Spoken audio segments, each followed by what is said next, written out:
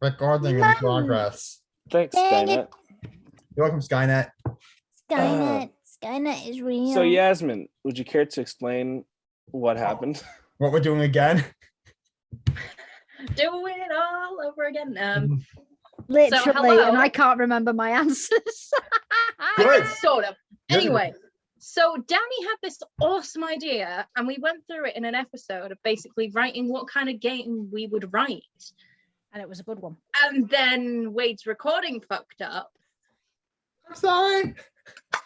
So we're doing it again. We're doing it again. Full disclaimer for anyone week later, we're doing it again. A week later. Full disclaimer, I'm gonna be a little bit more tame today with my jokes and shit that comes out of my mouth, specifically because today is the anniversary of Chester Bennington's death, and I'm not about to make the jokes I usually make. We're recording this on July 20th, 2022, and it's been 5 years. 5 years. 5 years. 5 years. I've been fucking crying. Especially I think all of us in here love Linkin Park as well. Yeah. I've been crying all morning. I've been watching Linkin Park tributes, and I'm just like, oh, damn it. Because I know how much Linkin Park means to you. Thanks, Lee. Yeah, I've been listening to Linkin Park all day today. I'm gonna be listening because I'm going to the gym after this, and I'm wearing this to the gym, so I'm gonna be blasting Linkin Park all day.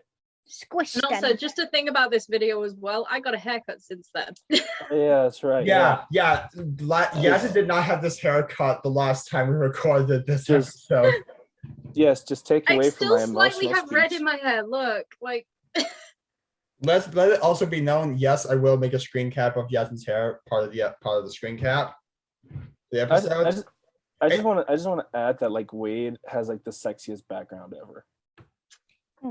Daddy Like, Myers, God especially damn. did the trailer come out today? So fine. Didn't the trailer come out today? The trailer actually came out yesterday because I think it got leaked, and then they're like, oh, fuck it, we'll just release the trailer. It's like what happened with the Last of Us remake, where they're like, oh shit, it got leaked. Well, It's what happened with No Way Home. So, yeah, same thing with No Way Home. It's like this shit got leaked, and now it's like, oh well, now we got to release the trailer. Didn't it happen to Uncharted also? Which one? Someone recorded the end of the trailer and it was put up on YouTube, and then the day after they released it. I did not know that. Maybe because I wasn't paying attention to that movie. I kind of was, because I was watching out to make sure that it was done properly, and I have a middle ground opinion. I love it. Of Uncharted. That was. I loved it, and I don't care what anyone says. Anywho, I hand over control. I can't believe I'm saying this. I hand over control to Danny for this episode. Right. So hi everyone. I'm joined with Lou, Yasmin, and Wade, and I kind of had this idea because I was watching some YouTube videos and I was playing some video games, and I always just thought to myself, I would love to make a video game. For those who don't know me, I am screenwriter, trying to be a director in the film industry. I've done a few shorts here and there. I've written a bunch of screenplays. I've got a project that's still in development. They're still working on the sound design right now and a few other things that I might shoot this year. But I've always loved the idea of wanting to make a video game and just the intricacies and of how that goes around. During lockdowns in 2020, I was looking up like video game development and what goes into that and all that good stuff, and it just always fascinated me to the point to where I wrote a script about a video game designer or an indie video game designer. But of course there's that idea of like, I would love to do a video game one day. So then my dumbass decided like, I kind of want to have a conversation with my friends, right? So and we are those friends. Yes, and I bring the question like, what is a video game that you would like to make? And I am going to ask that to Yasmin, Wade, Lou, and then I'll give my answer because I'm a pretentious fuck who does not stop talking. Aren't we also talking about what our favorite game is? Oh yeah, that's right. We're also talking about right. I'm sorry. Yeah, we're also going to be talking about what our favorite games are and how they influence us and what those influences would go into making our game. So let's get started. I'll go next. So okay. Wade, are we doing we're doing our favorite game? Favorite game first, and then we'll get into the question. So Wade, I'm gonna choose to answer it same way I did last time, because that way I get to talk about most of my favorite game series because I have to pick one for Okay. some reason. It sometimes goes back and forth between this and the other one, but for now I'm going to talk about The Last of Us. Beautiful. Yeah, because like no other game has left me so emotionally devastated as part 2 did. Because so here's the thing. Last of Us Part 1, and I believe many of you agree with this, could be considered to be one of the greatest games of all time. Oh, yeah. Yeah, It has one of the best storylines in video games ever. The most Yeah, relatable characters, by in far. my opinion. the thing is, like, I never had the like emotional impact that most people did when they played that game, because at the end of it, Joel basically sacrificed the cure to save in order to save Ellie. Mhm. I was never able to imagine any scenario where Joel did the right thing there. Mhm. Because like Yasmin, Keep on topic. Sorry. It's fine. But like because Joel sacrificed Ellie because he didn't want to lose his daughter. And yeah, like honest, of course no one wants to lose their daughter, but you're literally sacrificing the entire world to do it. And I couldn't imagine that why he would do that. Mhm. And it wasn't until I played part 2, because like part 2 by itself is a masterpiece. Mhm. Like the whole story of revenge and how, yeah, Ellie comes to terms with what she's lost. She finally is able to let go of this anger, but at the cost of everything she has is. And Like, then, I was just playing it a month or so ago, and something I didn't realize before, she can't even play guitar anymore. Mhm. Because at the very, very end, after when she comes back to the farmhouse after leaving for Santa Barbara, she tries to play guitar, and it sounds bad because she doesn't have her other 2 fingers. She literally Right. can't even play guitar, which was like the thing that Joel taught her to do, was to play guitar. Yeah, no, I also found it interesting how it had the dual protagonist narrative. Goddamn English. It does what Metal Gear Solid 2 does, but it asks the question like, "Hey, you know that motherfucker that killed Joel? We're gonna make you play as her. Have fun." Well, and then you get the motivations as to why she did it and how it affects her, and like the consequences of her actions. One of my favorite things about the game is that every character has consequences. Ellie has consequences. Abby had consequences. Fucking Joel had consequences. It's like fuck yes, finally some stakes in a story. it's the perfect example of no good deed goes unpunished. Yeah, and Because it's one of those sorry, continue. No, sorry, because like one of the things, and I know I'm pretty sure I said this last time, but I'll say it again because hey, it never got recorded properly. Was at an interview at RTX once, I heard Troy talking about how like Joel, why did he make the choice he made in part 1? And one thing Troy said was, well, if Ellie's not worth saving, is it worth it to save the world? Mhm. You know? Also, what if the cure didn't work? Yeah, that's another Also thing. that. Like, yeah, like what if the cure didn't work? It kind of reminds me of that phrase, there are a million reasons to do something, but you've always got one reason not to. Yeah. The thing Yeah, that like there are millions of Exactly. things, or it's like you only need one reason not to. the I thing feel I like love for, about I feel like for Joel, Ellie was the one reason not to let this cure happen. Yeah, because like if the cure didn't work and Ellie was dead, Joel would have nothing else to live for. you would have just Yeah, died like, either way. the thing he says at the end was, I struggled for a long time with surviving, but no matter what, you keep finding something to fight for. Mm-hmm. And one thing I've always tried to figure out, what was Joel fighting for when he was in Boston? Because let's be honest, Joel was utterly miserable in Boston when he was in Boston. Tess? Well, I don't no. know. I don't feel like it would be tests like that. No, Joel was broken. He was Unless- just fighting to survive. At that Yeah, point. unless he was just fighting to keep the memory of Sarah alive. No, I think You know, you're Joel right. became a cult, yeah. He'd hardly mentioned Sarah. No. Lou, I think you might be right about that. Fighting to keep like some part of him. No, you're right. He's finding something to fight for. Joel has nothing left to live for because his daughter is dead. As far as he's concerned, he's irreparably damaged his relationship with his brother. Yeah. Yeah, he has Tess, but Tess was never like a romantic love interest or anything like that to him. And the thing is, Not that we know. He wears a Not we know. broken watch. He wears a broken watch that was given to him by his Exactly. daughter. He That still was needs that always watch on. Sarah's reference. Yeah, the day she died. And one thing And the that time. it was either Neil or Troy said the watch was Troy. fixed the day of, but then we know that 20 years later it was broken at some point. I can't remember if it was Troy or Neil. One of them said that they'd like to think it was broken that day. On the outbreak day. Wait, don't you see it? I'm sure you see it's No, you broken do. that day. You do see it. On outbreak day, Do we know what season, as in like whether it was spring, summer, autumn, or winter that Sarah was killed? I think it was like fall. I want to say Fall?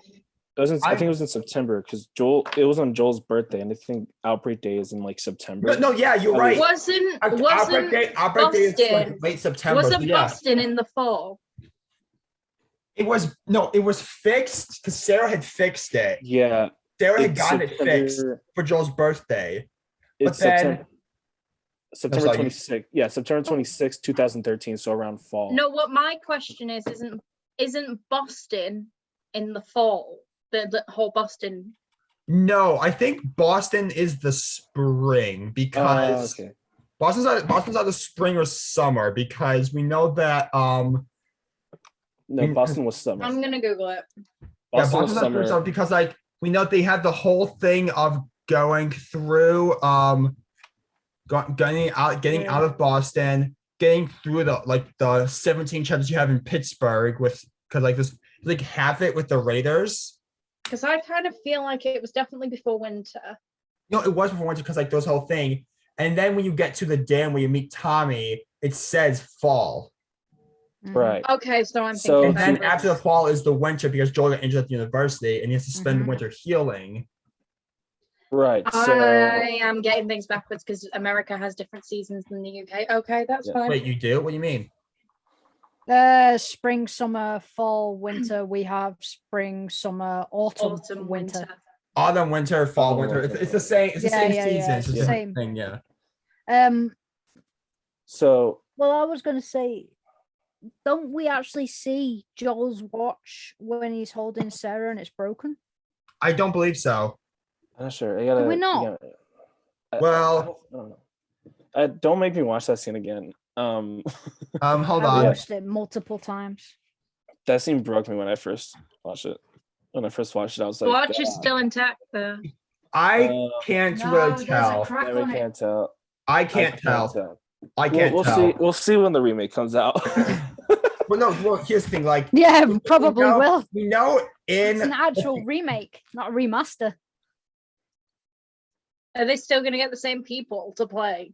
no, It's they the have same no. They recording. have the original voice lines and the original motion capture and Okay. everything. They're basically re-establishing brand new graphics to it. They're Yeah. basically It's what just they're doing some is remakes. I know some of them have changed the voice actors.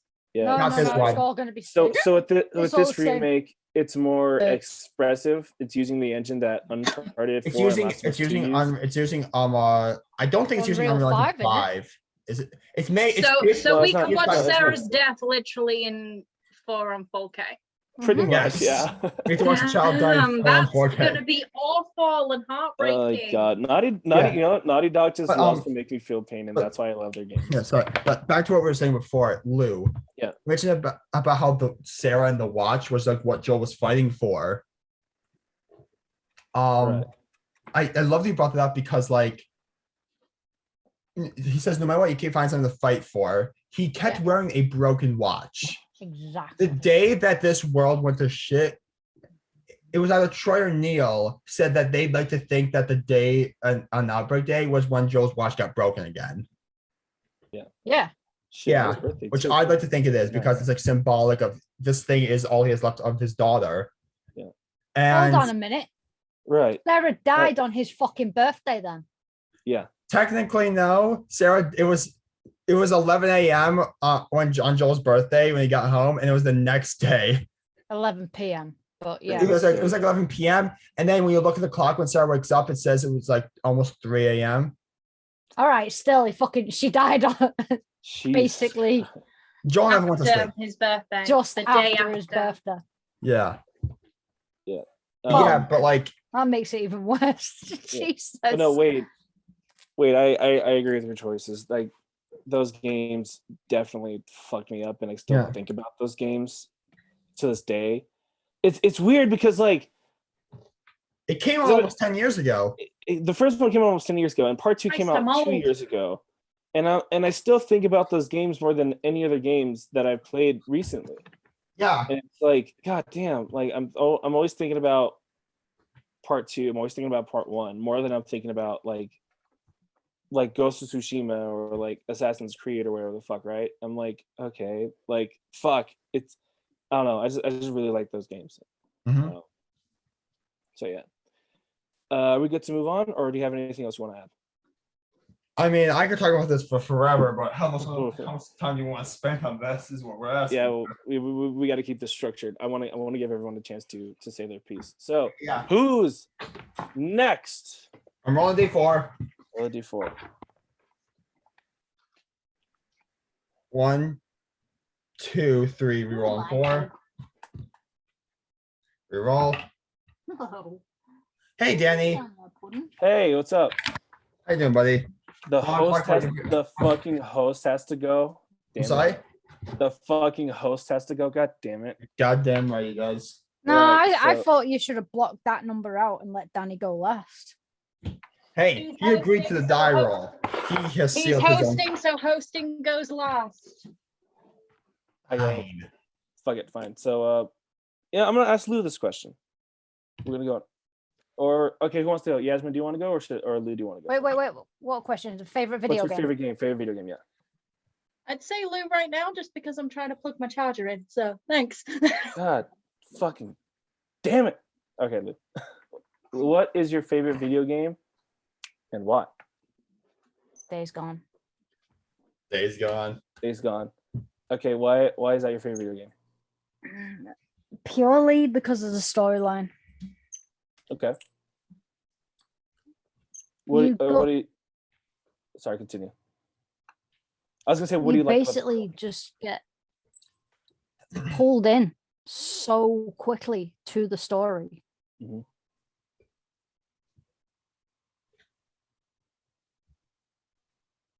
Honest, I love story-driven games, Yes. Same. and that is one of the biggest story-driven games I think I've played.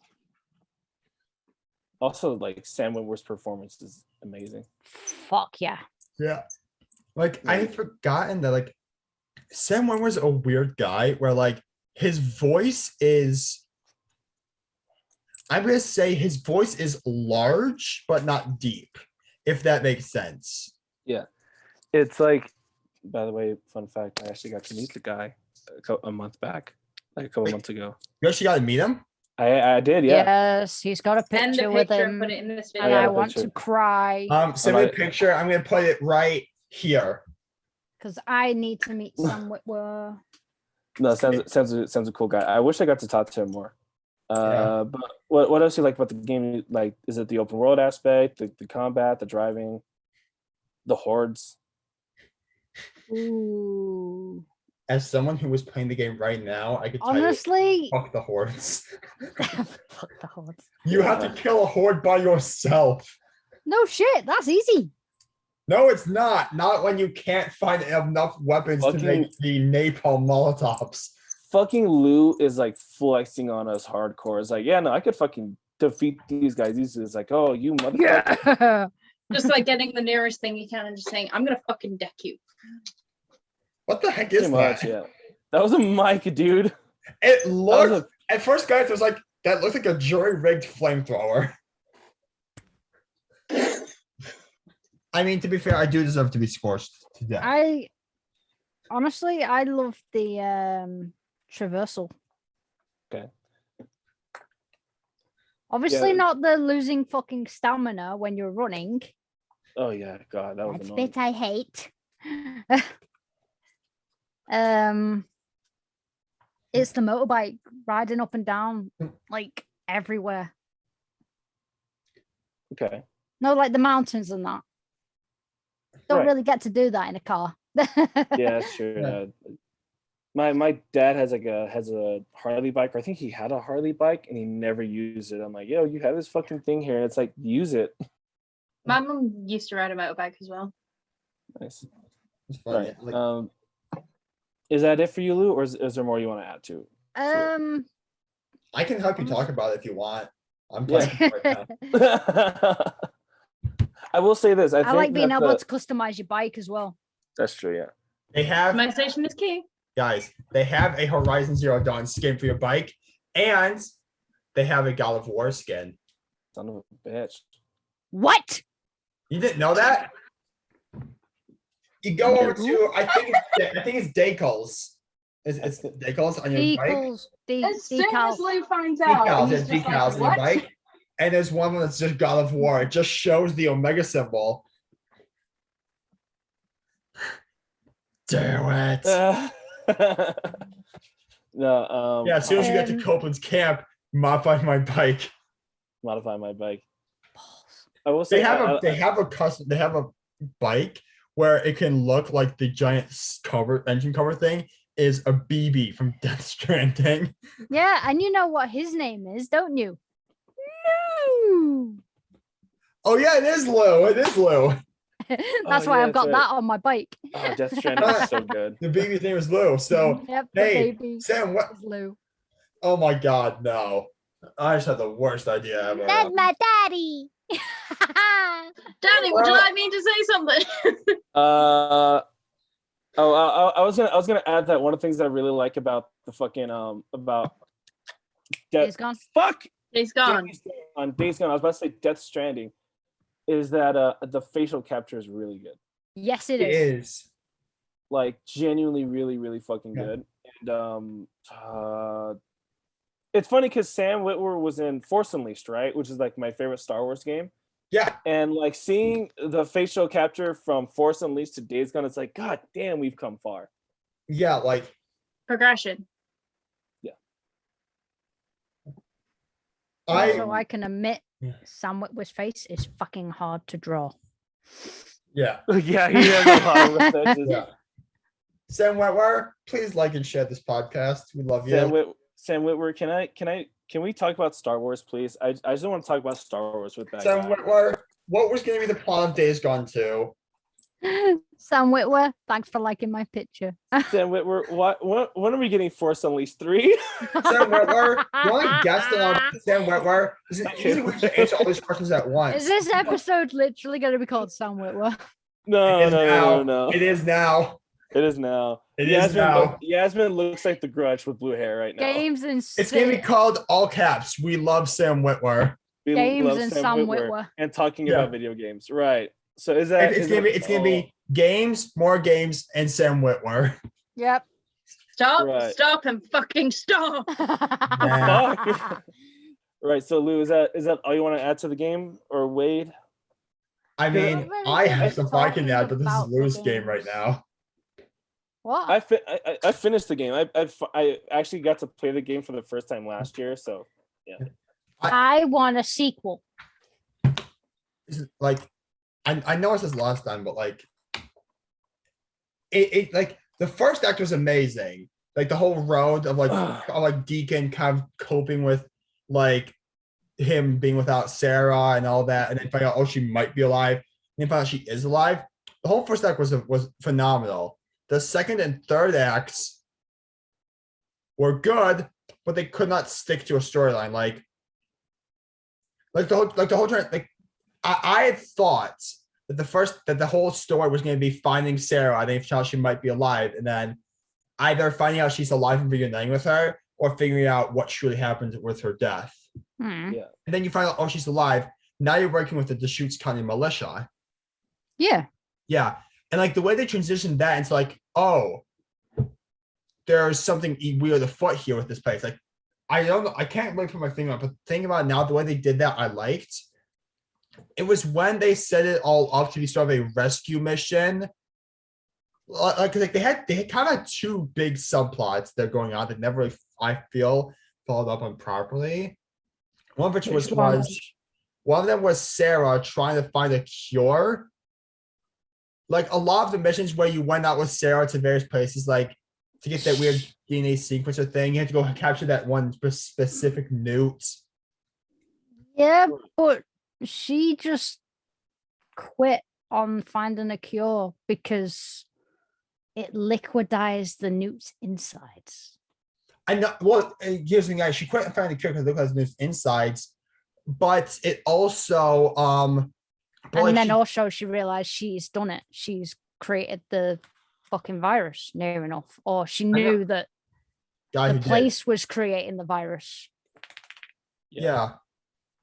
Like there was that thing, and then there was the whole thing of how in Act 2 you built like you get O'Brien to try to get like Nero to raid Wizard Mountain or is it Wizard Mountain or Wizard Castle? Wizard Mountain, wasn't it? Yeah, like get into raid Wizard Mountain. And he's like, okay, yeah, I'll do it. All that happens is a chopper, it's a Nero chopper flies overhead and does nothing. That is because Schizo and the Colonel have got hold of Deacon. Well, I know that they've got hold of Deacon, but Nero doesn't know that. Yeah, but that's Right. why they fly over. No, they fly And over. as soon as they see that, they stop. They go. I know, but like it does. It didn't. I feel like it didn't do a good job of explaining that well. Like, had it either left it on a cliffhanger in an interesting way, or maybe finished one of those subplots and stuck to it, I feel like it could have done better. It still was phenomenal. I'm not saying it's a bad game, Lou. Right. It's No, a I know, I'm just phenomenal trying to- game, and it definitely does So- deserve a sequel. Ben Studio, PlayStation Studios, Sam Witwer, please. Yeah. Right. thank you. So to keep on topic so that everyone has a chance to go. This Yasmin. video isn't 2 hours fucking long. Fucking Joe Rogan, please seek God. Yasmin, Hi. what's your favorite game of all time and why?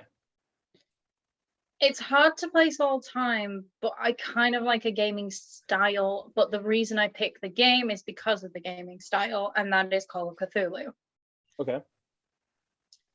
It's a fucking amazing game. It's creepy, it's immersive. It's mainly a first person game. It's I like don't a know. weird horror murder mystery thing. Yeah, it's a horror murder mystery where it's basically there are 4 endings to the game. And it's where you make your own trail, make your own choice to get to whichever ending. Hmm. And only one of them is the true ending. Like, they have like a definitive ending for it. One of them is always going to be the true ending, but there are 4 endings in total because you can go different directions, and depending on your stats as well, because it's RPG based. Oh, okay. Right. Which one was the true ending? I don't know. I can't remember that far. Right. So is that sort of like investigative mystery thriller type game where you get to interact and search for clues and like put together like what happened? That's your type of style? And find out about supernatural culty shit. Yeah. Pretty much. Cool. I did play Call of Cthulhu. I played that when that came out, and I remember really enjoying it. It's janky as hell in regards to gameplay, but I remember Some of it is janky. being- Yeah, I agree. Yeah. but I remember like being really into the investigative aspects of the game more so than like, you know, I'm fighting gonna throw monsters and shit. I'm gonna throw this comment out there as well. Similar reason for loving the investigative stuff. I loved Murder Soul Suspect. I just didn't like how janky the combat was. Yeah, that fucking game I is haven't- janky as shit. I haven't I played. haven't Soul played that. Suspect. Fun fact: Hannah Tell from Life is Strange is in that game. Well, Wait, in fact, Travis is in it. Murdered Soul Suspect? Yeah, Hannah Tell, the actress who plays Max. In Oh, Life is- I know very well who Hannah Tell is. Fun fact: I met her 5 years ago. What the fuck? Yeah. Fun fact: Travis Willingham's in it too. That's true. Yeah, Travis is in that. All right, fucking hell. You guys gonna make me buy another fucking game? Yep, What, Murder Soul basically. Suspect? Good luck It's with a- working out in the combat because I'm not helping you. It's a good time. It's a short game. It's only $20. It's only Go- 20 bucks. Go get like a physical copy on Amazon or something. I don't do physical copies. It's so much easier to just download them. I'm gonna leave now. Guys, Grog. But I love things that are driven by what stats you have and everything. I mean, another game that I've played the beginning of, but I'm gonna replay because for recording purposes is Swan Song. Mhm. Swan Song is also stat based. So you mostly like stay. My fucking brush almost fell on me. So you're more into like stat based, like you one thing over the other sort of style game where like you pick and choose who your character wants to, or who you want your character to be, and Yeah. also investigate. I want it to be definitely character driven, whatever decision they make, because Yeah. I feel like it's more fun and you can never get the same ending twice. In a Right. way, like Fallout. I don't like Fallout though. Oh, it's like I'll be back. there's a unique style of open world, which is Bethesda, where it's like so purely open world. There's so little of telling you what to do next. There's so many Yeah. locations. It's like a uniquely Bethesda experience. You know? I don't really compare Cthulhu and Vampire to Fallout. I'd probably compare I it to wouldn't like, compare those games now. to like Pathologic, maybe. Call of Pathologic Cthulhu? is hardcore.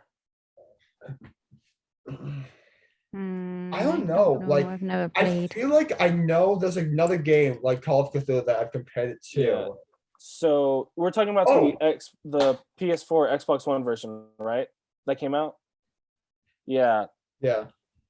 it was that game that came out. Sinking City came out that same year, but there's like multiple Call of Cthulhu games. All right. Yeah. Is it? Anything else you want to add, Yasmin? No, really. You sure? I'm sure. Cool. Right. So now for my pretentious ass to go. All right, which Metal Gear game is it? What did he just say? Metal Gear 2, the I best knew in it. the franchise. I will die on this hill. But no, right. So my favorite game of all time is The Last of Us, but Wade already talked about The Last of Us, as you can see by his background and his smug ass smile. But my favorite franchise of all time. Yasmin, you will not. My favorite franchise of all time is Resident Evil. Now, thank you. Yes. thank Not the you, Resident Netflix Evil. show. Not the Netflix show. No. That can go die. No, I've been watching that show because I want to I talk haven't seen about it. with my friend. I who's, haven't like, new bothered. to Resident Evil, and so that we both can like just tear it apart. But that's a topic for another day. Yep. Give me like a second. Give me a second to process this. Okay, I'm back. So I love spooky shit, right? I love horror movies, horror games, but like Resident Evil just has this soft spot in my heart. It can be goofy at times, but it can also be terrifying at times. Like, and I love all the characters: Leon, Chris, Ethan, Claire, Barry, Wesker, Ada. Ada is awful to Leon, but that's just her character. Jake, even though he's stupid as hell. Helena, Sherry, Ashley. I'm naming all the fucking Resident Evil characters. Carlos. From every single Resident Evil. From like the main games, the Bakers, and of course my future wife, Lady Demetresque. Marry me, please. But And she got turned to dust. she did. How I dare never you? played the game. How dare you? Hey, spoilers. No, but there's something about those games, like that just connect with me, especially like the original 3 games and the remakes in 7 and 8, more so 7 and 8, is the way they empower and disempower you at the same time, right? Like you're given all these weapons, right, to fight zombies or monsters or whoever, but it's very limited. And you can only carry so much ammo, so much health pickups, so many things, and you have to strategically place where they're gonna, how you're gonna use these things, right? Yeah. And Where they go in the inventory. where they go in the inventory, and it just adds this level of tension that not many games really do. Like Resident Evil 1, right? One remake, in my opinion, is the definitive version of the first game. Is like it's addictive to go into like the storage box and pick out how much ammo you want to use, your health pickups, or like key items, and having to decide, okay, I need to do this because I need to progress to the next room. But in the next room, there's a fucking snake, a giant fucking snake waiting for me. And I gotta make sure I have enough ammo and enough health pickups because I'm playing this shit on hard. And I gotta fight this thing. And that's just just that style of game is so it is intellectually stimulating, if you get what I mean. Like it Oh yeah. unlocks definitely. something in my brain to where it's like I gotta fucking think about what I'm gonna do next. Mhm. And I've enjoyed all the Resident Evil games for the most part, like the original 3 games, the action trilogy, as I like to call it. Those 6 is like 6. I've always said that 6 has a great narrative, but it's terrible in execution. Like there are so many story elements that I really like, but it's just such a convoluted mess that it's hard to grasp onto one thing. They tried to do what they did with Resident Evil 2, where it's like Leon A, Claire B, you get to play as 2 characters in different campaigns. But with the Resident Evil 2, each campaign affected the other campaign. That was sort of what the appeal was, whereas in Resident Evil 6, it doesn't really do that too well, right? You're still going to get the same outcome no matter what. But yeah, I just love those games. They're a huge part of my childhood and a huge influence on me as a person. Also, That's good. Chris Redfield is hot as fuck. Amen. Yes. Right. So now that we got that out of the way, we're gonna go back to Wade. Say hi, Wade. Hi, Wade. And now I'm going to ask you, Wade, what is the type of game you would make?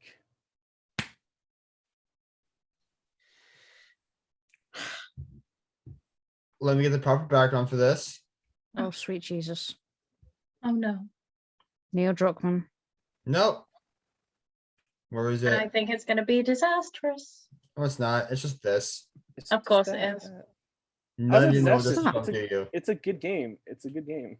Okay, Danny knows what it's from, but none Mass Effect. of Lou or Yasmin knows this is from, do you? Mass Is it Mass Effect? Effect? Yes, it is Mass Effect. Mass Effect 3. Okay. I haven't gotten to 3 yet. 3 Well, is the Crucible or something. I'm sorry? Well, the Crucible. No, that's Harbinger behind you. The guy with the 6 eyes. He's a fun dude. Right. You meet him in 2, and you learn to just hate him absurdly. Right. Don't So tell us Wade, why. Anyway, so I would make a BioWare-esque series of games because, like, I've always loved being able to play a game and the choices made a game and have my choices carry over into into the world. Because I'll take it from this thing. It's Mass Effect. Mhm. Like in Mass Effect 1 doesn't have as much because the Mass Effect 1's a lot shorter than the other games. Mhm. But in Mass Effect 2 is hugely important for Mass Effect 3 in so many ways. For reasons I can't describe, the final mission where you determine who lives and who dies of your companions, will determine okay, these people died. They were supposed to appear in Mass Effect 3 fulfilling this role and doing these outcomes. Okay, who fills those roles now, and what outcomes become because of that? Because the characters are absent. You know. Right. Like one thing I know is, well, actually no, in Mass Effect 1, actually, the specific character that can potentially die. And depending on whether or not he lives or dies, in Mass Effect 3, majorly determines one of the biggest arcs in the game. And so it's the whole idea of like being able to have the player have agency, kind of like how Yasmin was saying with why she loves Call of Cthulhu, with having like your choices and your playstyle impact the game. I want to be able to have the player's choices impact the game and such. But I also want to be able to tell a story. I want to be able to take the time to tell a story that can be told across multiple games, like 3 or 4 games. That way I can do something like Mass Effect where it's like, I made this analogy last time we recorded this. I'll say it again for the audience's sake. In Mass Effect 1, you're kind of learning who the Reapers are and like what their threat is and what their main goals are. You have to kind of stop them initially. Mass Effect 2 is sort of like, okay, you're on your own now. No one's really helping you out. How do you go forward? And then Mass Effect 3 is everything is on such a grand galactic scale. And you at the center of it all are one person with a group of your friends and squad mates that to try to fix the shit that's when it's all gone to hell, you know? Right. So you would want everything to sort of like transfer from one game to the other. Yeah. And make sure that everything matters. I would also want it to be, I would want it to do what Mass Effect does, which is you had the same player character. Like you can customize your player character, obviously, choose their gender, their like height, their weight, their all the facial features and all that shit. I want that same character to be the same person to play across every game. You're welcome. And I also want the same group of campaigns across every game, because the difference between Mass Effect and Dragon Age is in Mass Effect, you play as Commander Shepard across all 3 games. Mm-hmm. 1 and 2 have different sets of companions in some regard. You'll see when you get to Danny. Yeah. But they do it in a way where it's not as bothersome. Where like they acknowledge these are new people. They acknowledge where the old ones have been. And you're still playing as Commander Shepard, so it's okay when the way they do it. And in Mass Effect 3, it's like all of them kind of come back together to do these things. With Dragon Age, it's a different player character and a different set of companions for each one. Right. So the question I ask is, what is the level design going to be? Is it going to be open world? Is it going to be more linear? It's going to be a mix be of both. Oh. Got you, motherfucker. See, I remember last time we did this, I had answered like Dragon Age Inquisition style open world, where it's like the world is kind of open, but in a limited way, where there's like specific regions you can go to. And each region is like a very limited, smallish map. But there's like a dozen of these different maps. The maps are kind of small, but there's a dozen of them to go through. Mm-hmm. I would say, okay, here's what I would say. And now I'm going to kind of go my own road here. I would say do that. Where there's a bunch of different like environments, like there could be a snow biome at one point. There could be like, I want the environments to truly feel different. And even based on the choices you make, like, oh, for example, let's say you're in a desert biome and to choose, okay, do I burn down this facility and destroy everything inside, both the bad guys I want to kill and maybe the people who are a little more innocent? Do I let some innocents die to kill this bad guy, or do I let the bad guy like get away potentially by going to save the good guys type of thing? So you'd have like morally challenging choices. Yeah, morally challenging choices with that, but not so far, because like with the level design, let's say that there's a mission where you have to go in and kill this bad guy. Like let's say there's a bad warlord who's trying to upload a virus to destabilize the computer system of this world, for example. Right. Just an example there. And then you can either choose to just blow the place up. At the end of the mission, choose to blow the place up and kill him all in his work. Or you can choose to go in and save the innocents, and the guy might get away potentially. But either way, you still stop what he's doing. Right.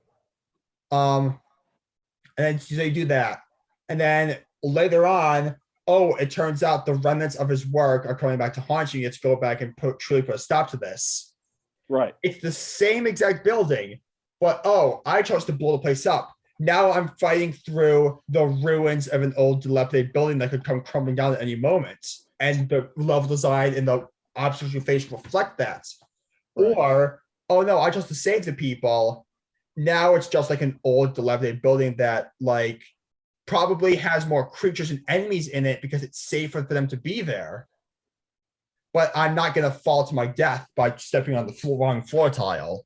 Right. So like each, like I said, each like the action has a environment, consequence. like the environment itself will change The based on environment choices. And the based on player choices. Yeah, like for level design, I is- want that.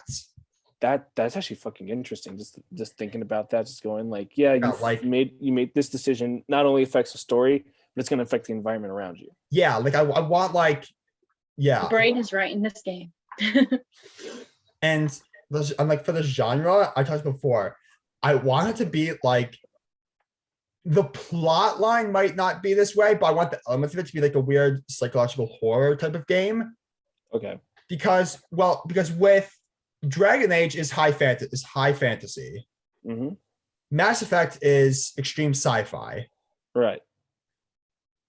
Both those are very extremes on their ends of the spectrum. It's like Mass Effect is spacefaring sci-fi, Dragon Age is high fantasy. I want there to be like sort of a like localized thing where like maybe it takes place on Earth, for example. Mm-hmm. Ooh, okay. Maybe there's like a weird mystical supernatural elements, like with the like possibly dealing with the occult or with vampires and werewolves and things like that. But in the style of like a BioWare-esque game, where like it's a balance of combat, but the emphasis is on the storytelling and the choices. Right. So it's an action horror open world RPG in the vein of a BioWare game. Yes, that sounds like a lot of words. I'm sorry. No, it's fine. I am too technical for my own. No, but like you ego. get what I'm trying to say. But I get what you're trying to say, yeah. And I actually think that idea is interesting because there's a bit of like, and I use this example a lot because I'm a pretentious fuck.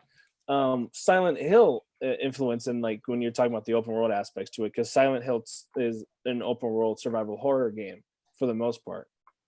The original games at least. You have to explore the town and go to buildings. It's not like a open world game like Fallout or Red Dead Redemption with side quests, but it's mostly open world. I like that idea a lot.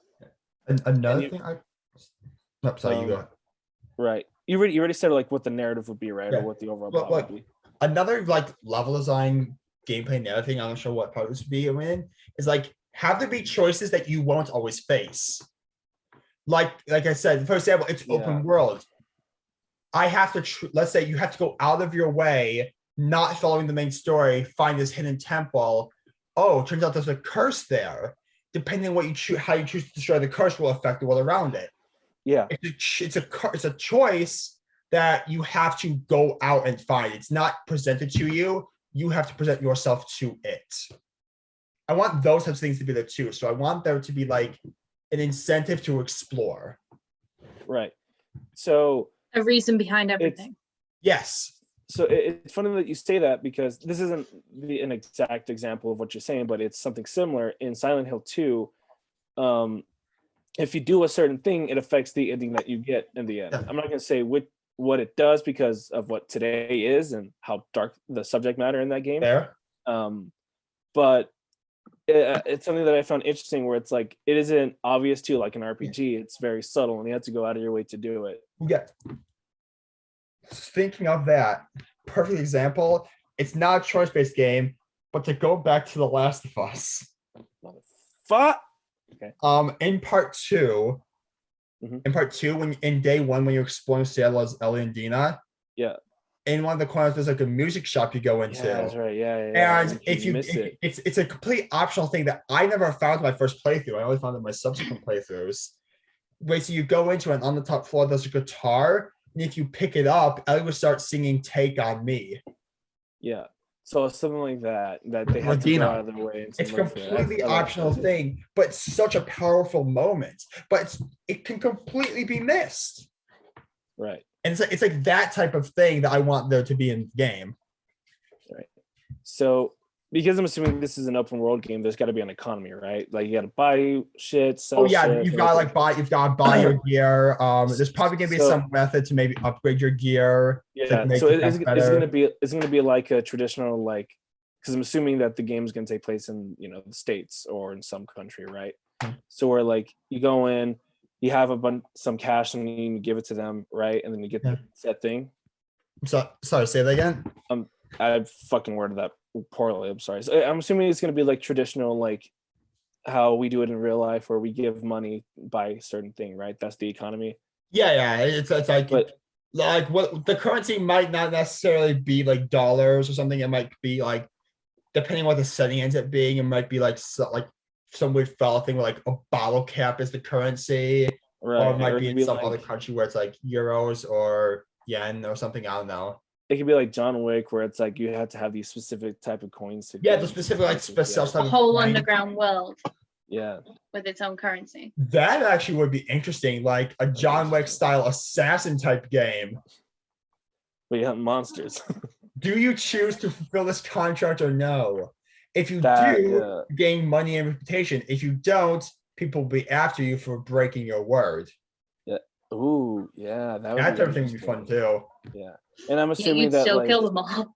and I'm assuming we're like a traditional RPG where it's like you could sell whatever things you don't need or put them away. Yeah, or like something. you can loot. Like looting would probably be a thing. Yeah, depending. Okay. All right, Maybe I as well. I don't know, because in Dragon Age you can loot enemies. In Mass Effect you can't. right. I So would probably think maybe you can't loot enemies, but depending on like in specific instances, after completing a certain encounter, you'll be just given certain weapon. Like, right. Yeah. oh, you defeat this final boss, sweet. You get to use his sword now, which can kill a person instantly, has a 1% chance of killing an enemy instantly. Would the game be first person or third person? It would be a third person one, like Mass Effect and Dragon Okay. Age are third person. Okay. And Yeah. for my last question, what's Yeah. the music gonna be like? Fucking awesome. Well, it would be like Just that's the answer. That's done. it would be because like for this instance, I'm just gonna be like kind of a dark horror thing. So it would be like that. Mhm. At some point, there's gotta be some sort of epic action sequence. Like you're fighting a fucking army of like werewolves, vampires, and undead that have teamed up for under the dark evil sorceress. So Yeah. I don't know. First thing I came up with. No. Like the dark evil sorceress Y90 long. I don't know. right. So it would Because be what like, you're thinking of kind of gives me like very creepy kind of vibes. That Like creepy elements, there would be creepy elements in it.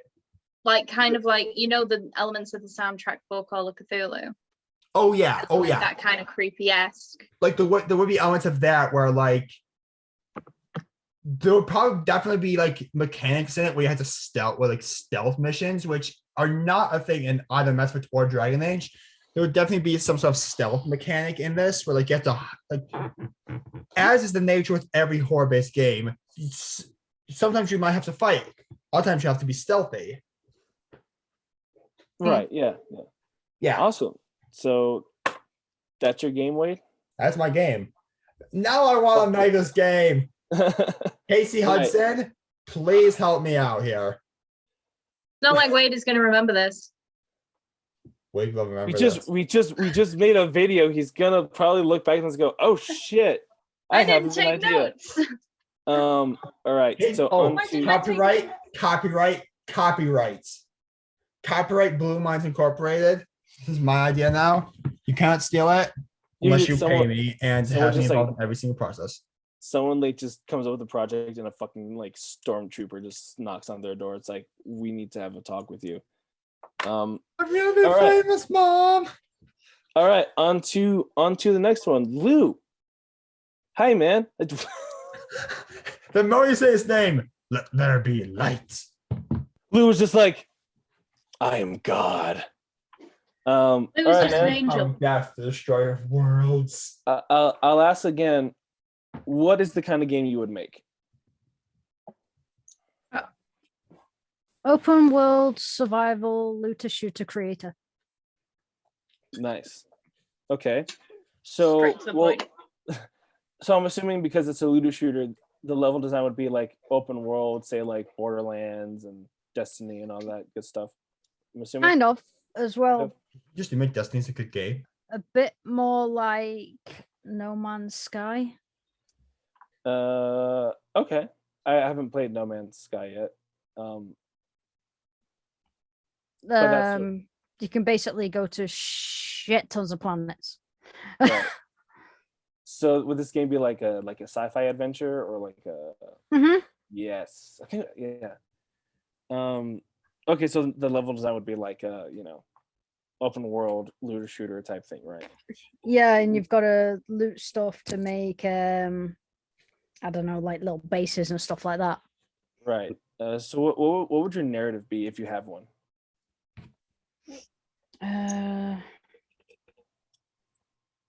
I think last time we came up with it was gonna be something like overthrow the fucking Overthrow like the Empire. yeah, it was like a Star Fucking- Wars one, wasn't it? Yeah. Yeah. Yeah, it was a Star Wars one, yeah. I think we said last time before the video got fucked up. Thanks, Yep. Wade. You're welcome. You too. That what's it called? I made the joke that's like, yo, it's a 4-player co-op, right? 4 or 5 Yeah. player co-op. Yeah. Yeah, It's just like yeah. the 4 of us are just like, hey man, you want to go take down the fucking Empire together? We're not just getting our fucking spaceships. I remember that. Yeah. It's like a thing where, like, if you want, you can just choose to go. Let's go topple a kingdom. We're level Yeah. 1. We have But there's loads of side quests and stuff as well. So it'd be like a That's- sci-fi adventure. Yeah. I want this game to be made. I remember when we were fucking talking about this the first time, I was just like, yeah, oh exactly. God, Same. I want this game so bad. Let's Neil try and make Druckmann, it, Danny. help us out Let's here. try and Hey. make it. Try and make it. Troy, you have connections. Make these games happen. We just somehow find where he lives. I'm like, hey man, listen, dude, we know you know who we are. This isn't a real gun, but we're trying to get this shit off the ground. In regards to the gameplay mechanics, it's it's a first-person shooter. It's right. Is it a first-person shooter or is it like a third-person shooter? Would there be an option to do both? Like, could you switch the camera? Yes.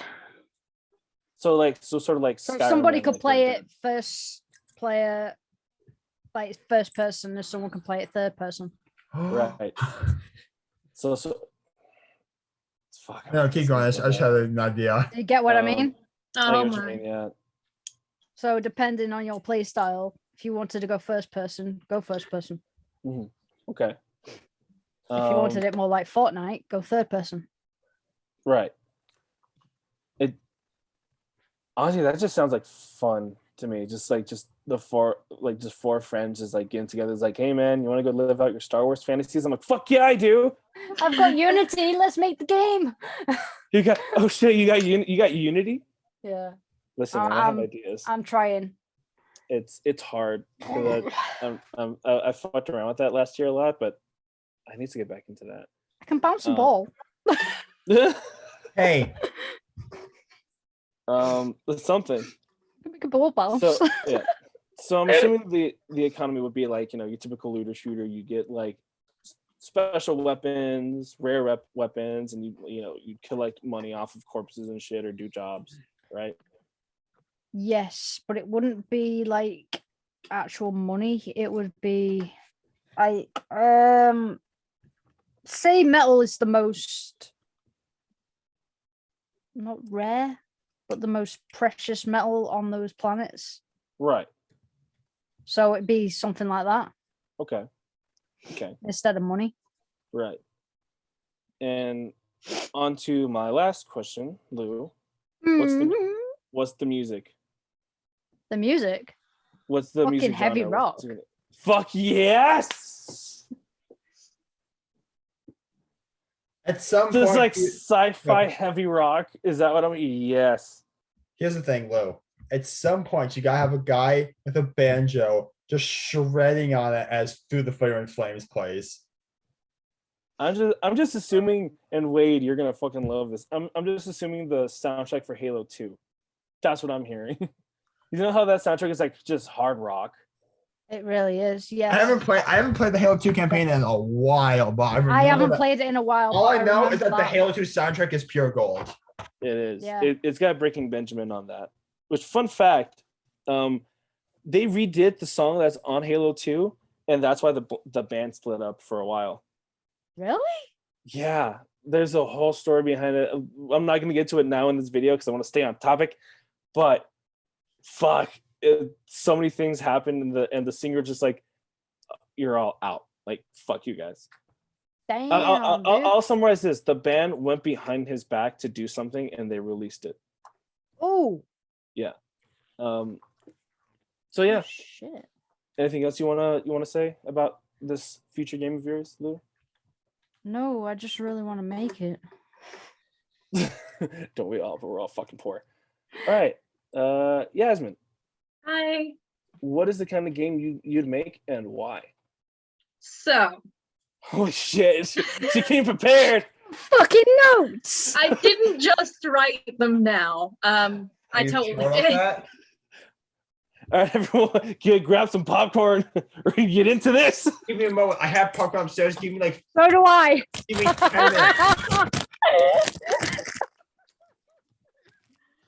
Give me 10 Anyway, minutes. start eating that popcorn.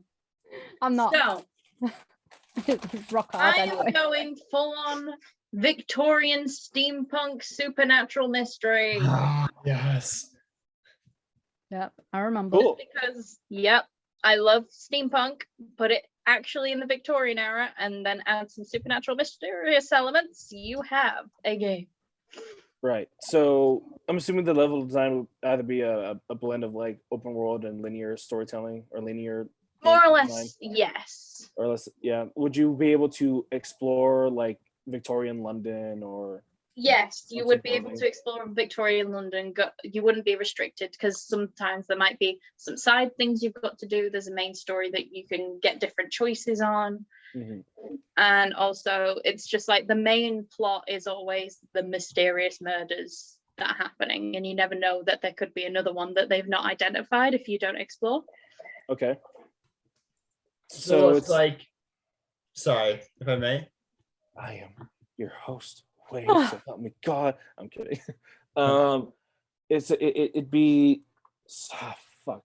Would it be London, or would it be like something similar to London?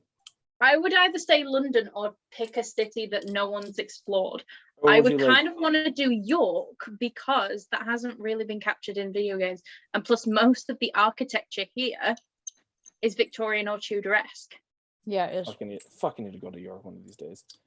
Yeah, you do. Come visit me. Hey, Danny. Yes. Where's Comic Con? Listen, man. I would love to, but I'm poor. And It's the a lie. tickets, Wade. I'm poor, dude. I'm not. That's not happening. The tickets have probably sold out. Probably not ever. Oh, God, please. I need money. I guarantee you, if we tried, we would find a way to get Danny in there with us. Don't worry about it, man. Oh, I could find a way. Troy, can you find us a ticket, please? No, Okay. don't. I'll pay you. Don't with do pictures. that. Don't do that. Don't do that for me. I don't like handouts. For I know, myself. it's all right, buddy. Anyway, But should I continue, please. my notes? Yes, please. I'm Okay. sorry. So basically, what my main character would be, I kind of want to explore the supernatural elements. So I've kind of put my main character as the witch, who is Okay. a medium and a PI. Ooh.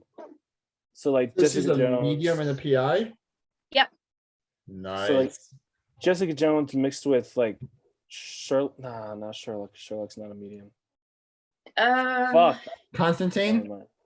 Oh no. Constantine's not exactly a medium, but I'll go with that kind of like esque kind of thing, like an oracle. Constantine. Oh, so it's like I'm gonna stop myself before I say something stupid. Right. So would this be in the first person perspective or third person perspective? I want to say first because the setting is adventure horror, because you're going out Okay. into the open world and adventuring, and plus like combating anything that's in your way. And I would say first person would be best to like see everything from every perspective. So I'm assuming like customization and like typical RPG elements aren't really going to be involved in it, like per se, you know, armor classes and shit like that. Not too much, no, just because of the aspects of Perspective. the game itself. Mhm. Just because the aspects of the idea itself. Okay. Right. So level design out of the way, what would your narrative be? It would be the narrative would be about solving crime and kind of like finding out why there's mysterious murders and why they don't look normal. Right. Like trying to figure out what the fuck is going on, and it probably lead to some occult shit. Is there going to be like one big bad guy towards the end, or is it like just multiple like people that you got to find, sort of like Alien Wire? Or I'd say like it would be like a total of 3 games, because you'd have one boss that starts it and then you just realize like an ending that would just span to wait, there's more, cut, ends game, make the next one. Then it builds up to the big boss on the 3rd game. Right. So like a triple set kind of like setup. Right. So like a trilogy, you'd say. Yeah. So so the gameplay, I'm assuming the gameplay mechanics would be, of course, you know, first person combat. I'm assuming this can be, you know, guns, because Victorian era. Yes. Yes. Swords maybe. So combat out of the way. But the detective element, would it be more like sort of Batman Arkham Asylum, where it's like you have the detective vision or like the sights to see like a thing there?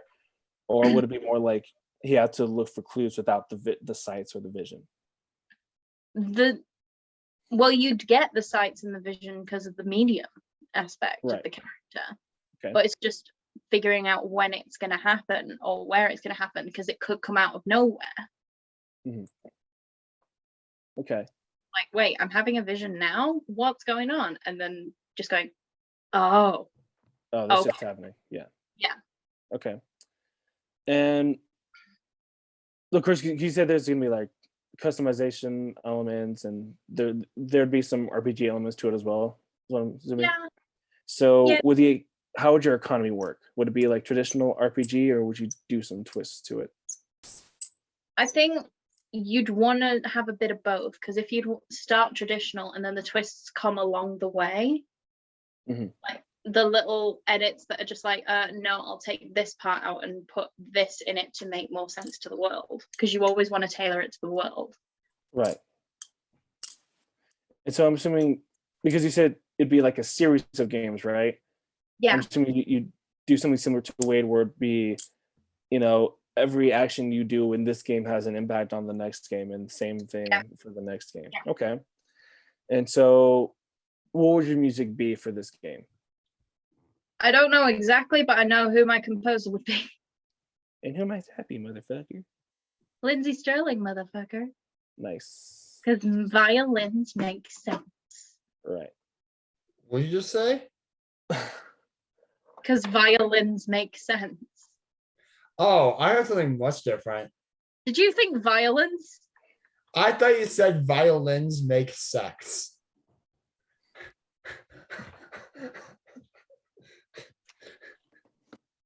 Wade. Come on, bro. Come on. Yes. I honestly thought that you said violins make sex. I mean, hey man, listen. Wade, it's just going. I don't mention violinists, they be getting laid a lot. As I say, I don't mention sex really. I know, and I'm sorry, but let's not forget, I have a dirty mind. So do I. True. God. There's, I need to play Resident Evil. Anyway, Village Danny, do you again. want to talk Yeah, you about your game? Stop moaning. I was gonna ask, like, what else do you Stop have whining. about your game, or does anyone else have any questions in regards to what Yasmin's game would be? One thing I want to say, you mentioned before, like about how, or it was either you or Dan or something that mentioned something about like going out and like you have to go out and find the murders yourself. Like you can't just be prompted to do it.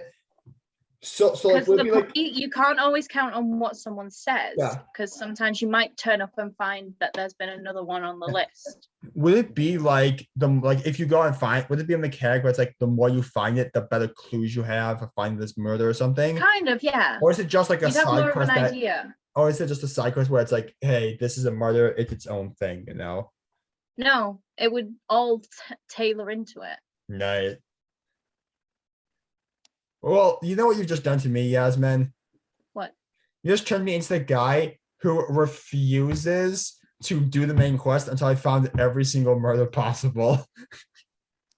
Oh, I know.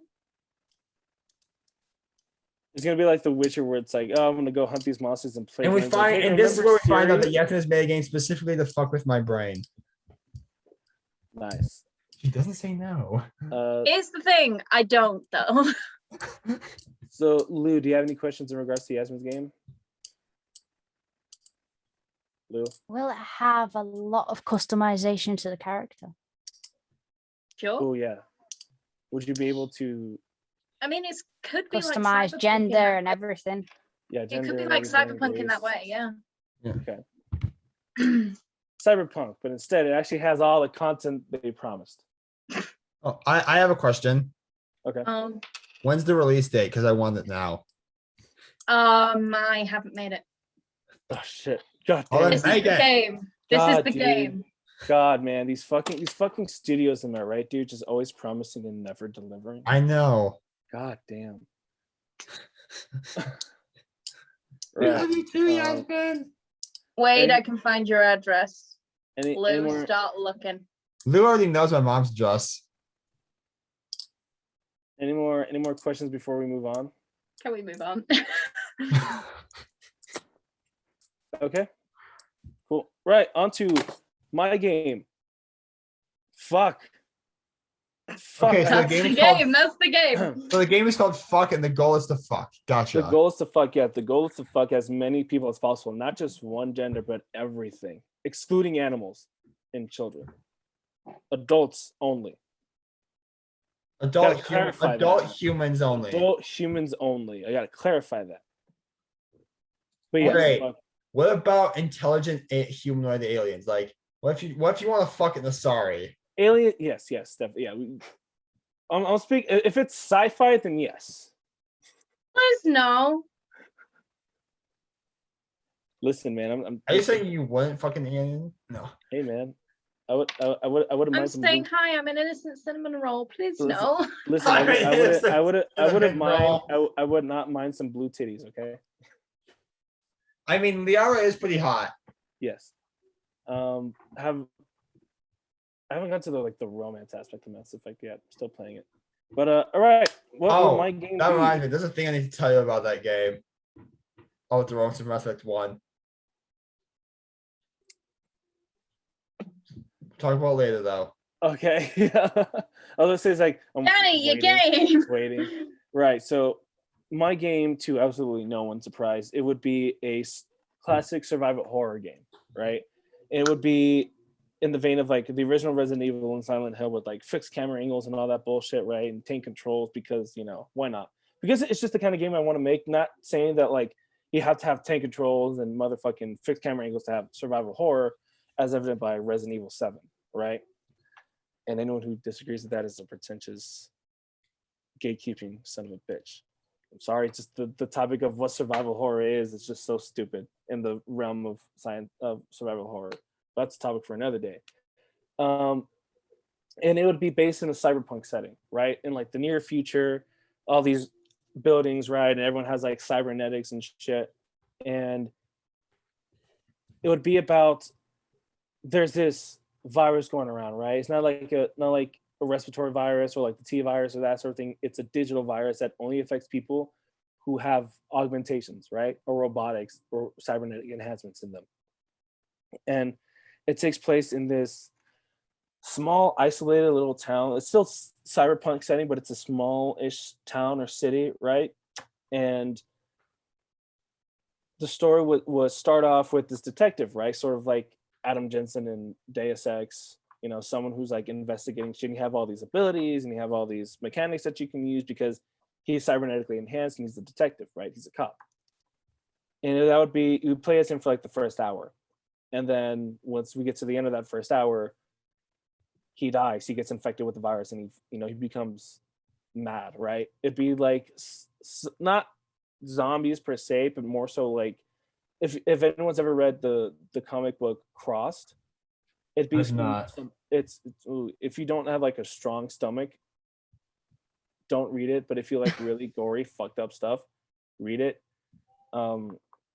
But it'd be something like that. That's what like the virus would do. It just make you rabid. It wouldn't turn you into like a slow walking zombie. Like you'd be a threat.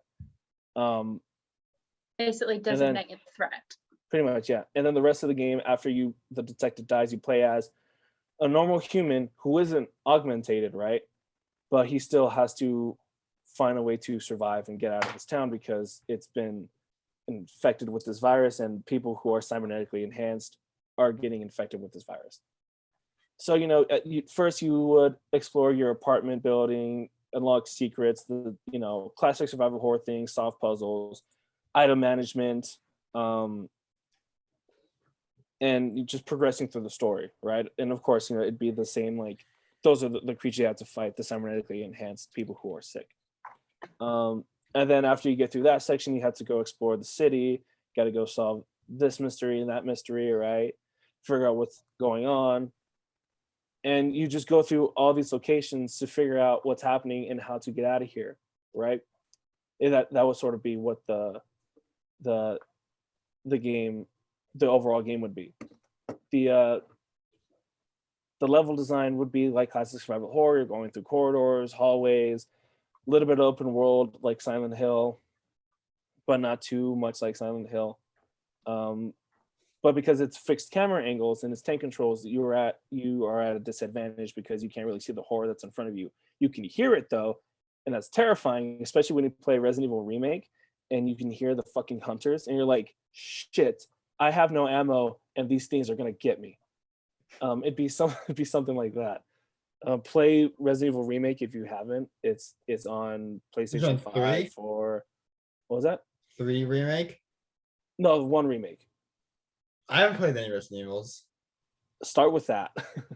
I've watched my sister play. They're so good. But it'd be something like that. And they're great. They're fucking fantastic games. That would sort of be like the level design. It'd be focused on exploration, but with also like limiting the player, what the player sees, so that the horror knocks them, like throws them like a curveball. You know, they'd need to figure out on the spot what to do, and make sure that the player has agency in regards to strategically planning out what they're going to do next, right? So that would be sort of like the gameplay mechanics of it all. I wouldn't really have like an economy because again, this city is on like lockdown, and I wouldn't really do what Resident Evil 4 did and have like a merchant, because I think it would take away from the overall immersion of the game, because Resident Evil 4 is like a goofy game. It's not a bad game by any means, but it doesn't take itself too seriously, and there's a merchant in that game, which makes sense for that game. Here's a question, if I may ask. Okay. Resident Evil 4, is it aware that it's not taking itself seriously? You can suplex motherfucker. Okay, yeah. So yeah, it's aware of it. It's aware of Thank God. Because like, if they're aware that it's not meant to be taken seriously, then the game can be done accordingly. If it wants to be taken seriously, but you can suplex the motherfucker, then it's not gonna be a good game. Dude, you know you can do that game. You can fucking roundhouse kick motherfuckers. That's how you do crowd control. That's how goofy Resident Evil 4 is. And I need to play 4. It's great. I've watched the playthrough of 7, and 7 is available on PlayStation Plus. 7 is terrifying. Still the scariest game I've ever played. Especially when you play it with the PlayStation VR. God, I need to get that shit. I But don't yeah, have that- VR, that- I should. You bastards. Play Hell Cinema Sacrifice. I have Play Hellblade. multiple times. With VR. It's on VR. I don't know. Okay, I was about to say. I don't know how Um, PlayStation VR works. And like, sort of moving on, the music would be like a mix of, Blade Runner soundtrack with John Carpenter's The Thing. John Carpenter didn't compose. I think that's one of the only movies that John Carpenter didn't compose and direct. I think it was composed by what was his name? I'm looking this up now on IMDb. Talk amongst yourselves. Talking. Words. Conversation. Okay, and Hmm. Ennio Morricone, who did I'm never gonna be able to pronounce that name. Good, the Bad, the Ugly, Hateful Eight, very like classic like themes that we all know and love. But he did The Thing, so it'd be a mix of Blade Runner and The Thing, to sort of build like this futuristic but also this very oppressive atmosphere to the game. And of course it'd have like neon lights and everything, right? But not like stylistic like John Wick, but more so just it'd be like this more dirty, grimy feel to the game because it's a horror game, and it'd make the players feel like super uneasy. That's my game. Any questions? What would the title be? What will the title be? Into the Dark Descent, I guess. I don't know. That sounds awesome. That sounds terrifying. As long as there's no clowns in the game, Danny, I'm set. Yeah, totally. No, fucking no. Kidding. There's no clowns. There's no Danny. Wait, clowns. Lou? There's no clowns. There's no clowns. But it's just a lot of- Especially if the goal of the game is to scare people, I have to put clowns in it. clowns aren't scary, but okay. I agree with you, but some people do think clowns are scary. But like Nathan Drake. Nathan Drake's not a clown. He hates clowns. Oh, he that's does? true. And so does Nolan North. Yeah, that line was actually fucking ad-libbed. Yep. Wait, what line? I don't remember this line. I do not And know. at the end of Uncharted 2, where they're like, oh, what's where Elias asks, what are the things you're most scared of? And fucking Nathan Drake goes, clowns. Scared of clowns. Yeah. But yeah, that the enemy design would be like, again, cybernetically enhanced, but they just be fucking rabid, right? You could just And they would look like, a normal hand just go like that all of a sudden, and then it just turns into like a fucking gun or something, or like a chain. I definitely, because this is a staple in survival horror now, I'd have a fucking chainsaw guy. Because why not? Like, this one guy has like a chainsaw hand and he's just fucking going after your player character. Have a guy. Here's the thing. You want to really freak out a player? Ooh, yes. Okay, here's the thing. Have a level where it's an open world, like not necessarily open world, but like you're in a room searching for supplies. Like, make there be a reason for the player to linger in this room for a moment. You know? Okay. Yeah. And it's somewhere in the room, there's a dead and or almost dead and dying guy who's like hung up in chains. So like crucified. Who's like hung on chains or crucified, something hung up in chains. And like you get into the room, it's quiet, it's dark, no one's in, there's blood smears everywhere. You're like, okay, I have a moment to breathe. Let's search this place for supplies. Mm-hmm. Maybe if you feel like being kind of cocky, have there be an unusually high number of supplies. Because like, hold on, what's going on? And then you hear the very quiet but slowly getting louder sound of a chainsaw. You turn around. The guy who is hung up has a chainsaw just coming out of his mouth. As a chainsaw just spawns out of his mouth, and he breaks out and runs to attack you. And while you're not like as part of a cutscene, just while you're moving around in the world. And it's like, It's like the type you wouldn't expect an enemy like that to like a mini boss to spawn in that way without there being a cutscene. But there is no cutscene for this guy. It just happens. because I'm it's gonna like have fixed, nightmares, you motherfucker. because it's like fixed camera angles and shit. It would be like, okay, one is like a wide shot of like the whole room, right? But then you get like a sort of medium-ish shot where like you see the supplies and you're getting all the supplies, and as you're getting them all, you just hear and then Or just like you hear coming at like you hear a chainsaw for a moment and then nothing else Yeah. happens.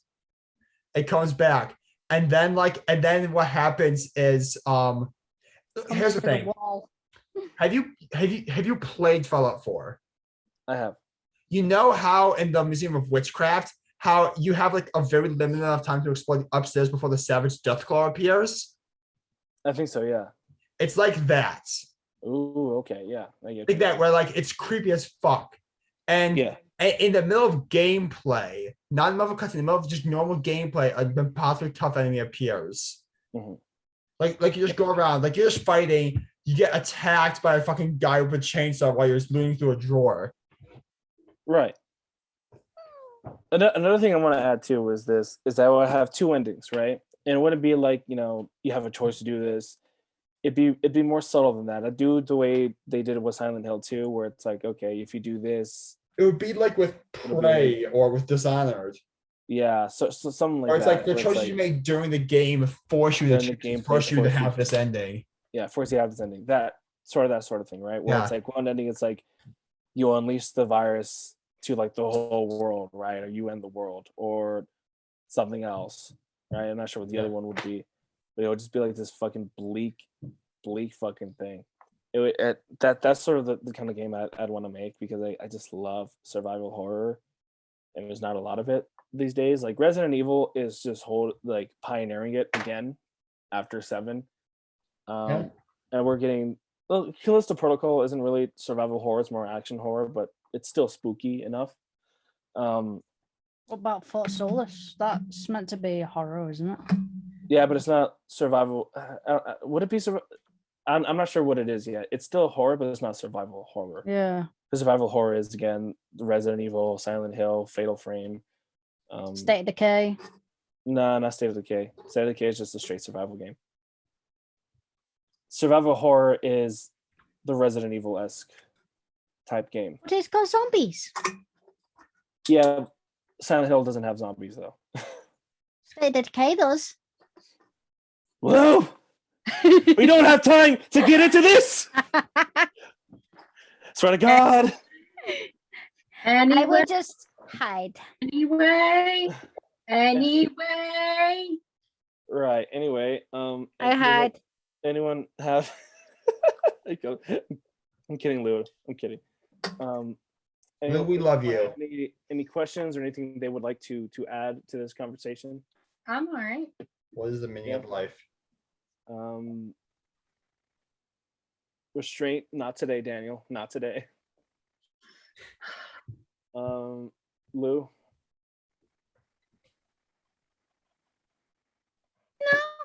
I'm good. I'll say Think this. of anything. We need fucking money, because I want to make this shit so bad. We Sam all need- Witwer, we're counting on you. I just have this vision in my head where it's just like, oh my God, this would be so fucking creepy, and all these players would be so fucked up. I don't know. I like spooky shit a lot. I want my Anyway, Star Wars game. please, can we fucking also make loose like Star Wars type game? Not Star Wars, but like, Let's make unless our you life. want it to be Star Wars, Not Star Wars, but like something like that. something like that. Yeah. It's like I feel like Lou's game was kind of close to describing an MMO, where you could just because the thing that you were saying, Dan, is like you could just choose. Let's go topple an empire today. We're bored. Yeah. And Same thing with And granted, if you're low enough level, you might fail, but there's also a chance you could get really freaking lucky. same thing with like Wade and Yasmin's game. Please, God damn it. Sam yeah. Witwer and Troy Baker. We're counting on the both of you. Get these games made. You can be voices in all of them. You just hear like a text notification go up. It's like, hey man, want to make a game? I'm like, Mom, I'm leaving. Mom, I'm famous now. Peace out. Right. Anyway, should I You close get this? Troy going. You could be in all of it. Right. You can voice you the can voice main them all. character, or the main villain, or the merchant. You voice any. You can voice all of them if you want. He does Plus, the you need to fucking- get Travis in there. He does the Resident Evil 4 thing. That'd be fucking awesome. Yeah. This is Right. what happens when I leave an episode like in Here's the someone else. thing. You can play the guy, and Travis can play like you can play like a Wait, behave. no. We've done a thing. We're just like spitballing ideas now, and I just fuck. I wish I had money. I wish I had money. Danny, Why? There's a reason why the project that I'm working on hasn't been fucking. I haven't updated anything. Fucking poor. Danny. Is that the Ah. one we think? Yeah, is the one you think? Because I'm like, God damn it! I just want to do this, but I'm poor. I need to get another job, but I refuse to go back to Six Flags. Mm-hmm. Don't go back. Right. This is terrible to you. Don't go back no, to Six I won't do Flags. All right. So, in conclusion, everybody, those are our games that we would want to make. They're all. I will say this: all of your ideas are just so unique and so, like, I think Taylor's You- to our it's just- personalities as well. yeah. That's what I was gonna say. Taylor, to you guys' personalities too. Like Wade, you're very much into like the Bioware type game. And I'm also a glutton for punishment, which is You're why also I a glutton for survival. punishment. Yes. Yeah, that's right. Um, To make it horror themed. Yeah. Yasmin is very much into like, Victorian setting and like mysteries and stuff like that in the occult. And like Lou is just into shooting everything he sees. Lou gives no fucks. No, Looty Loo. Lou's just gonna be like, all right, I'm gonna fucking kill you, you, and you, and I will fucking take all your shit and then piss on your corpses. Hey. You should see me in The Witcher. Hey. And then fuck your wives. Okay, that's acceptable, but don't desecrate the corpses. Right. And then my Desecrate the living. Don't desecrate the dead. Mayday, mayday, tap out. No, there's no tap out. There was only death. Someone's into like a pissing kink now. Danny, how would you like to end the episode? I'm getting there. I'm getting there. I'm And getting fucking there. do it. Hey, listen. Don't tell me what to do. Right. And of Please, course, Kyrie, I would end this like. goddamn episode. Thank you. Right, and I would be that obviously do a survival horror. Anyway, I've been Danny. I've been joined by Wade Murphy, Lou Carter, and Yasmin Gibson, and this has been the fucking Blue Minds podcast. Please click that like and subscribe button. Hit the bell notification if you want to get alerts to any of our fucking weird shit that we do. Whether it's Yasmin doing whatever the fuck Yasmin's doing, or a normal Blue Minds episode, or Lou playing The Last of Us, or whatever the fuck else he's playing, or Wade playing the Quarry, or me trying to figure out my place in this universe, because what is the meaning of life? At this Thank point, Danny's diary. This has been the Blue Minds podcast. We'll see you motherfuckers later. Take it easy, assholes. Ciao. Bye. Bye-bye.